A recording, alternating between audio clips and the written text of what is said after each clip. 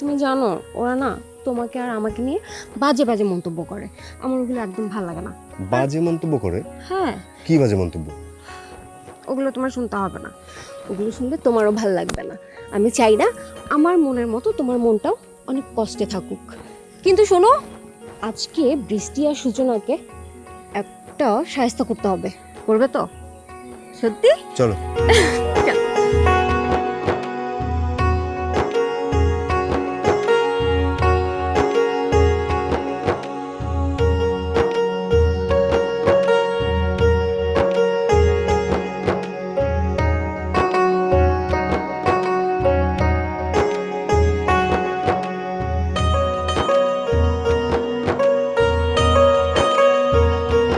শুভেচ্ছা।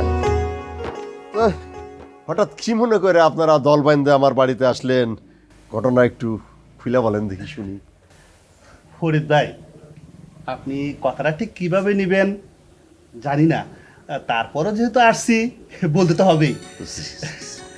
আমার মেয়ে শায়লা, শায়লার সাথে যদি আপনার ছেলের বিয়েটা আপনি দিয়ে দেন, তাইলে আপনার ছেলের চাকরির জন্য বা ব্যবসা করার জন্য যত টাকা পয়সা লাগুক আমি দিব ইনশাল্লাহ।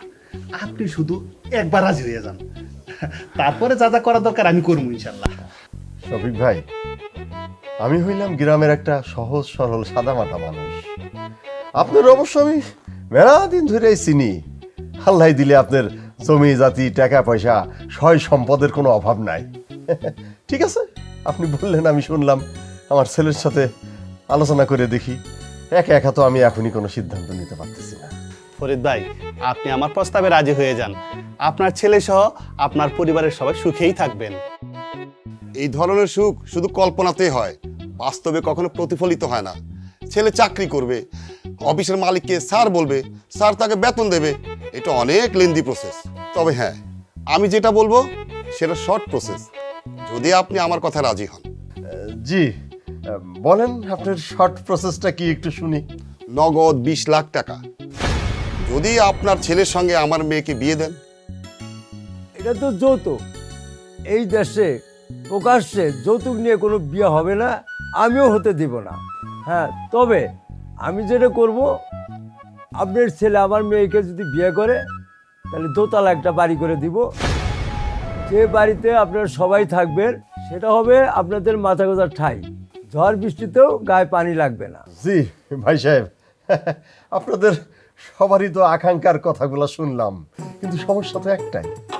আমার ছেলে তো বাড়িতে নাই, ও ঢাকায়। আমার ছেলেটা ঢাকা থেকে বাড়িতে আসুক, আসার পরে ওর সঙ্গে বৈশা আপনারা যে যা যা বলছেন সবগুলো আমার ছেলেরে খুইলা বলি। আমার ছেলে শোনার পরে কি সিদ্ধান্ত দিতেছে তারপরে না হয় সিদ্ধান্তটা আপনাদেরকে জানাবো।